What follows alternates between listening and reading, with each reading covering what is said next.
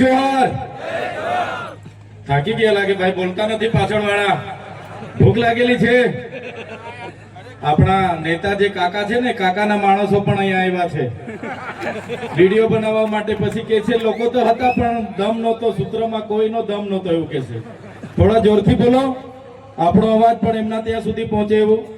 જય જોહર, જય આદિવાસી, જય જવાન, જય જવાન।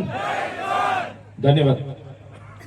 આજના ગુજરાત જોડો જનસભામાં મારી સાથે ઉપસ્થિત આમ આદમી પાર્ટીના યુવા નેતા અને વિદ્યાર્થીઓના હર હંમેશ સાથી એવા યુવરાજસિંહ જાડેજા, સાથે મારા સાથી મિત્ર અને નર્મદા જિલ્લાના આમ આદમી પાર્ટીના પ્રમુખ એવા નિરંજનભાઈ વસાવા, સાથે છોટાઉદેપુર જિલ્લાના આમ આદમી પાર્ટીના પ્રમુખ એવા રાધિકાબેન રાઠવા, સાથે નસવાડીના સંખેડા વિધાનસભાના પ્રભારી એવા રંજનભાઈ, સાથે નાનુભાઈ નસવાડી તાલુકાના પ્રમુખ એવા ઈશ્વરભાઈ, સાથે યુવા આગેવાન એવા રસિકભાઈ અને મંચસ્થ ઉપસ્થિત તમામ આગેવાનો, વડીલો અને સાથે મારી સામે ઉપસ્થિત થયેલા મારા પિતા તુલ્ય મારા વડીલો, મારા માતા તુલ્ય મારી માતાઓ, યુવાનો અને ભૂલકાઓ બધા માટે એકવાર જોરદાર તાળીઓ પાડી લઈએ આપણે।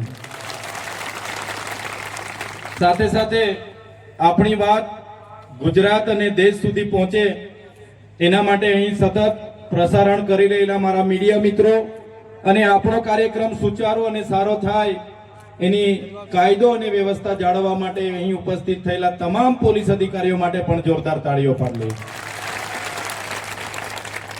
સાથીઓ, હમણાં આગળના કોઈ વક્તાએ કીધું કે મનરેગા યોજનાનું નામ બદલી નાખવામાં આવ્યું છે, ત્યારે હું વધારે નહીં કહીશ, પણ જે પ્રકારે મનરેગા કૌભાંડો થયા, મનરેગામાં ભ્રષ્ટાચારો થયા, શરૂઆત આપણા છોટાઉદેપુર, નર્મદા અને ભરૂચથી આપણે એ મુદ્દાને ઉઠાવ્યો અને મનરેગાના કૌભાંડો જ્યારે એમના નેતાઓ, એમના પુત્ર, મોટા મોટા નેતાઓ, એ ભાજપના મંત્રી તંત્રીઓ અને કોંગ્રેસના પ્રદેશ ઉપાધ્યક્ષ એવા નેતાઓ જેલોમાં જવું પડ્યું, ત્યારે આજે દેશમાં મનરેગા યોજનામાં જે મહાત્મા ગાંધીના નામે યોજના હતી એને બદલીને એમના કૌભાંડો છુપાવવાનું કામ કર્યું છે। ત્યારે આ સરકારને કહેવા માંગીએ છીએ, મનરેગાનું નામ બદલવાથી અમે તમારા કૌભાંડો ભૂલી નથી જવાના, આવનારા દિવસોમાં તમને એનો જવાબ મળી જવાનો છે। એમણે નામ બદલ્યું, જી રામજી રાખ્યું। આપણા વડીલો બધા કહે છે રામજી તો સૌના હૈયામાં વસે છે, પણ કૌભાંડોમાં એમના નામનો ઉપયોગ જ્યારે આ ભારતીય જનતા પાર્ટી કરે છે, આવનારા દિવસોમાં એ ભારતીય જનતા પાર્ટીને સત્તામાંથી આપણે બધાએ જાકારો આપવાનો છે।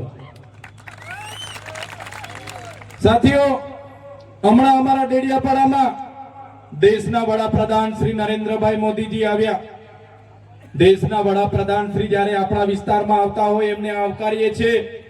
એ આવતા હોય એટલે ખર્ચા પણ થાય, પણ જે પ્રકારે એમના ભાજપના નેતાઓ, એમના અધિકારીઓએ ખર્ચા ઉતાર્યા અને આદિવાસી ગ્રાન્ટ પૂરી કરી, આદિવાસી બાળકોના સિકલ સેલના બીમારીથી પીડાતા બાળકોના ફૂડ બિલના પૈસા હોય, આશ્રમ શાળામાં ભણતા બાળકોના ફૂડ બિલના પૈસા હોય, કુપોષણથી પીડાતા બાળકોના ફૂડ બિલના પૈસા હોય, આંગણવાડી બાંધકામના પૈસા હોય, શિક્ષણ સારું મળે એના પૈસા હોય, રોડ રસ્તાના પૈસા હોય, અને એ આદિવાસીઓના પૈસા જ્યારે આવા તાઇફામાં વપરાતા હશે ત્યારે ચૈતરભાઈ વસાવા એના માટે બોલશે। ચાહે સીએમ નો કાર્યક્રમ હોય કે પીએમ નો કાર્યક્રમ હોય, એનો હિસાબ અમે માંગીશું,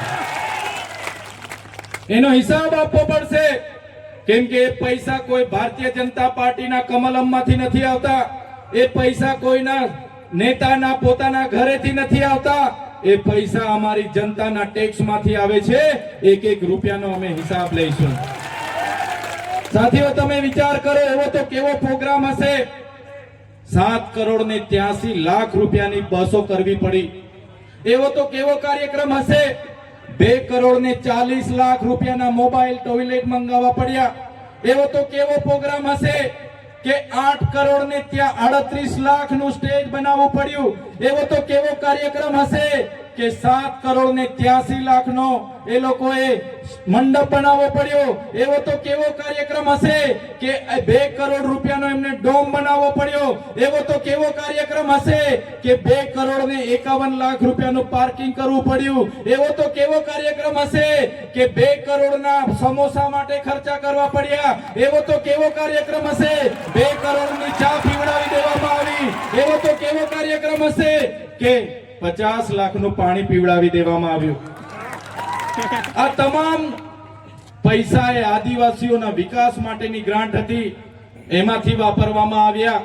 ત્યારે આ ભારતીય જનતા પાર્ટી એમના અધિકારીઓને અમે કહેવા માંગીએ છીએ, અમારા લોકોના વિકાસ માટેના પૈસા હતા, તમારે 1-1 રૂપિયાનો હિસાબ આપવો પડશે. હિસાબ અમે લઈશું.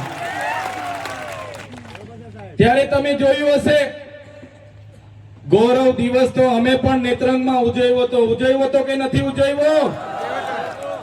એમણે કીધું કે દેશમાં મોદી લહેર ચાલે છે, મોદીના નામથી લાખો પબ્લિક ઉમટી પડે છે.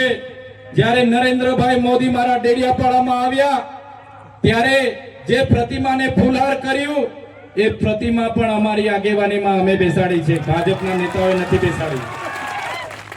દેશના વડાપ્રધાનને અમારી પ્રતિમાએ ફૂલહાર કરવા આવવું પડે એ મજબૂરી તમે જેવા લોકોએ પેદા કરી છે. ત્યારે અમે નેત્રંગમાં પણ અમે લોકોને આહવાન કર્યું, પ્રેમથી કીધું કે ભાઈ પોતાના ખર્ચે નેત્રંગમાં પહોંચી જવાનું છે. નરેન્દ્રભાઈ મોદીની સભામાં 12 થી 15,000 લોકો હતા, એ પણ કર્મચારીઓ પોલીસ સાથે, અને નેત્રંગ ખાતે લાખો આદિવાસીઓ ભેગા થઈ ગયા આપણા એક અવાજથી. ત્યારે આજે ભાજપના નેતાઓને ચિંતા છે. આજે અમે દાહોદમાં જઈએ, છોટાઉદેપુરમાં આવીએ કે આજે અમે પંચમહાલમાં જઈએ, ત્યારે એના નેતાઓ અમારા ગયા પછી અમને ગાળો ભાંડે છે ને. ચૈતર વસાવા અહીંયા આવ્યા કેમ? ચૈતર વસાવા શું કરી આપવાના છે?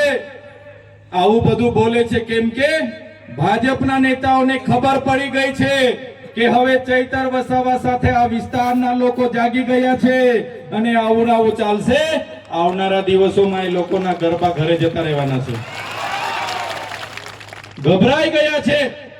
ત્યારે લોકોને કહેવા માંગુ છું, અમારે એટલા માટે આ વિસ્તારમાં આવવું પડે છે.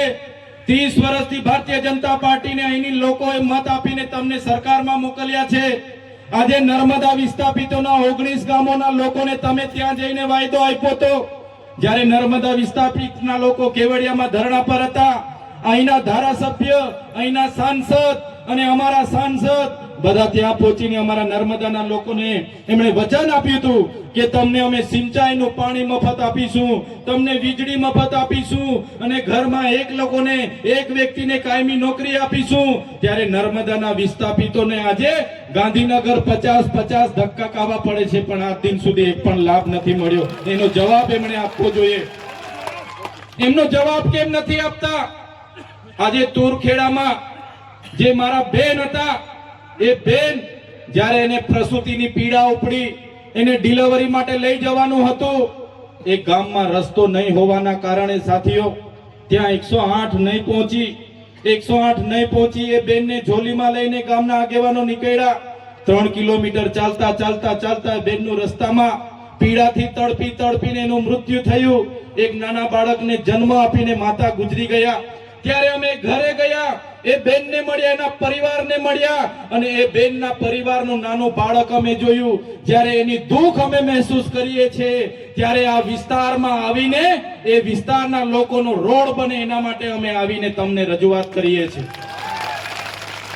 અહીંના નેતાઓ કહે છે કે ચૈતર વસાવા તુરખેડા કેમ આવ્યા? તો આ તુરખેડાના લોકોને આજ દિન સુધી તમે તમારા મત બેંક તરીકે ઉપયોગ કર્યો છે. એ બહેનોને ક્યારે તમે પોતાની બહેનો માની નથી. આ વિસ્તારના લોકોને ક્યારે તમે પોતાના લોકો માન્યા નથી. એટલા માટે જ આજે પણ તમે રસ્તા બનાવ્યા નથી. અને એ લોકોનું દુઃખ જ્યારે અમે મહેસૂસ કરીએ છીએ, ત્યારે અમે દોડતા આવીએ છીએ એમના દુઃખમાં સહભાગી થવા માટે. તમે કેમ ત્યાં નથી જતા? તમે કેમ રસ્તા નથી બનાવતા? ત્યારે એ નેતાઓને કહેવા માંગુ છું, તે દિવસે તમારી પોતાની બેન, જે દિવસે તમારી પોતાની દીકરી આ પ્રકારની એમ્બ્યુલન્સ ન પહોંચવાથી ઝોલીમાં લઈ જતા મૃત્યુ પામશે ને, તે દિવસે તમને ખબર પડી જશે કે આ વિસ્તારના લોકોનું દુઃખ શું છે. આ વિસ્તારના લોકોને જે હેરાનગતિ થાય છે, આજે અહીંયા કાંદા ગામ છે, કાંદા ગામના લોકોએ મને રજૂઆત કરી, સાહેબ અમારા ગામમાં આંગણવાડી નથી, બાળકોને બેસવા માટે આંગણવાડી નથી. વિચાર કરો, આ પરિસ્થિતિ 30 વર્ષથી ભારતીય જનતા પાર્ટીનું શાસન છે છતાં છે. કોના પાપે? તો જે નેતાઓને આપણે ચૂંટીને મોકલીએ છીએ એ નેતાઓ પોતાની સરકાર હોવા છતાં એ સરકારની વાહવાહી કરે છે, આપણા લોકોનું સાંભળતા નથી. એ જાહેર વિસ્તારમાં નર્મદાનું પાણી મળે એના માટેની રજૂઆત હોય, નર્મદા વસાવતવાળાને વળતર મળે એની માટેની રજૂઆત હોય, આપણને સારા શિક્ષકો મળે એની માટેની રજૂઆત હોય, આપણા બાળકોને સારી શાળા મળે એની માટેની રજૂઆત હોય, આ વિસ્તારના બાળકોને કુપોષણ દૂર કરવાની રજૂઆત હોય. આ લોકોનું એમના સરકારમાં ચાલતું નથી. આ લોકો અહીંયા આવીને તમારી સામે દાદાગીરી કરે છે, પણ સરકારમાં આ લોકોનું ચાલતું નથી. આ લોકો ચાવીથી ચાલતા રમકડાની જેમ જ છે, બીજું કંઈ આ લોકોથી થવાનું નથી. ત્યારે અમારી સભામાં જ્યારે મોટે ભાગેના લોકો આવે તો ભારતીય જનતા પાર્ટીના નેતાઓ એમના લાગતા વળગતા ભૂમાફિયાઓ, બુટલેગરો અમારા લોકોને ડરાવવાની વાત કરે છે. કહે છે કે ભાઈ આજે તમે ચૈતરભાઈ વસાવાની સભામાં કેમ ગયા હતા, કેમ તમે ભાષણ સાંભળવા ગયા?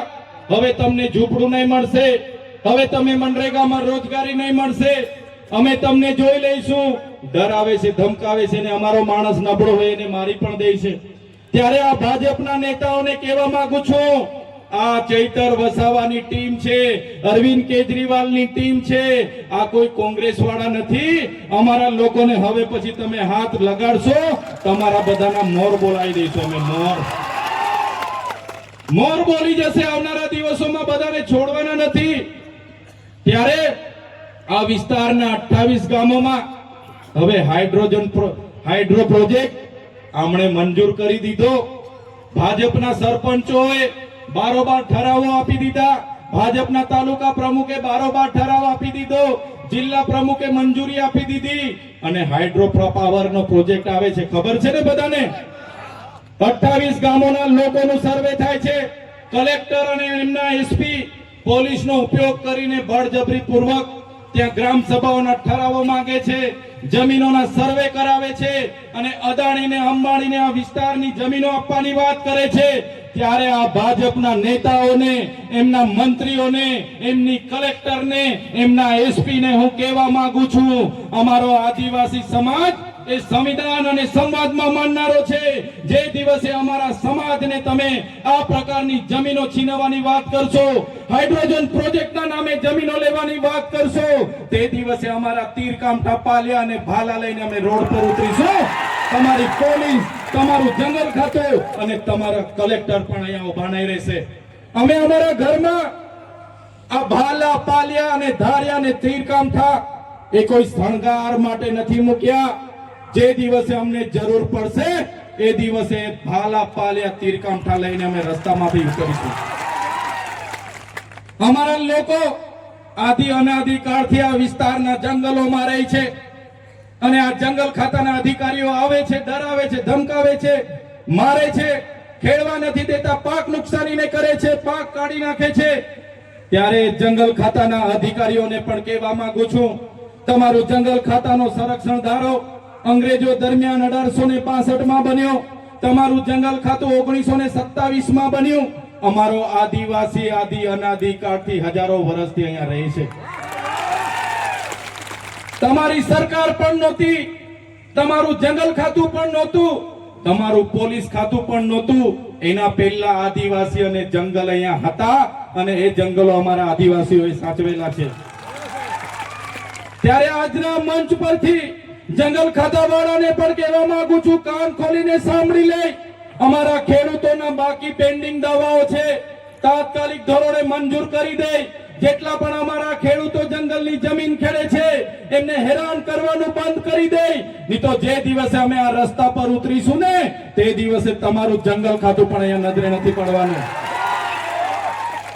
અમે આઝાદીમાં લડત આપી, અમે ગુરુ ગોવિંદજી અમારા માટે લડ્યા છે, આદિવાસી માટે રૂપસિંહ નાયક લડ્યા છે, ભૈજી બારિયા લડ્યા છે, બાબલિયા બારિયા લડ્યા છે, અમારા માટે રવજી નાયક લડ્યા છે, અમારા માટે બિરસા મુંડા લડ્યા છે, અમારા પૂર્વ ટાટિયા મામા ખાજ્યા નાયક લડ્યા છે, અમારા માટે ઝલકારી બાઈ લડ્યા છે, જે પણ આઝાદીના લડતમાં અમારું યોગદાન હતું. આઝાદી પછી પણ અમારું યોગદાન એટલું બધું છે, અમે નર્મદા ડેમોમાં અમારી જમીનો આપી, અમે એની નહેરોમાં જમીનો આપી, આ વિસ્તારના રોડ રસ્તામાં જમીનો આપી, કોરિડોર અને નેશનલ હાઈવેમાં જમીનો આપી, અમે સ્ટેચ્યુ ઓફ યુનિટીમાં જમીનો આપી, અમે તમામ જગ્યાએ દેશના વિકાસ માટે જમીનો આપી. અને આજે અમારા લોકોને ફરી વિકાસના નામે વિનાશ તરફ લઈ જવાની વાત કરશો તો આ વિસ્તારમાં હવે સંવિધાન અને સંવાદની વાત નથી, આ વિસ્તારમાં હવે આરપારની લડાઈઓ કરવા માટે અમે તૈયાર છીએ. જે દિવસે જરૂર પડશે અમે અમારા ઓજારો સાથે ગાંધીનગર તરફ પણ કૂચ કરીશું, અને અમને જરૂર પડશે એ દિવસે ગાંધીનગરમાં નેપાળવાડી કરવા માટે પણ અમારી તૈયારી છે. અમે કોઈનાથી ડરતા નથી, અને અમારા તમારા જેવા ખાણ માફિયાઓ બુટલેગરો ના સહારે અમારું કમલમ અમારું ચાલતું નથી.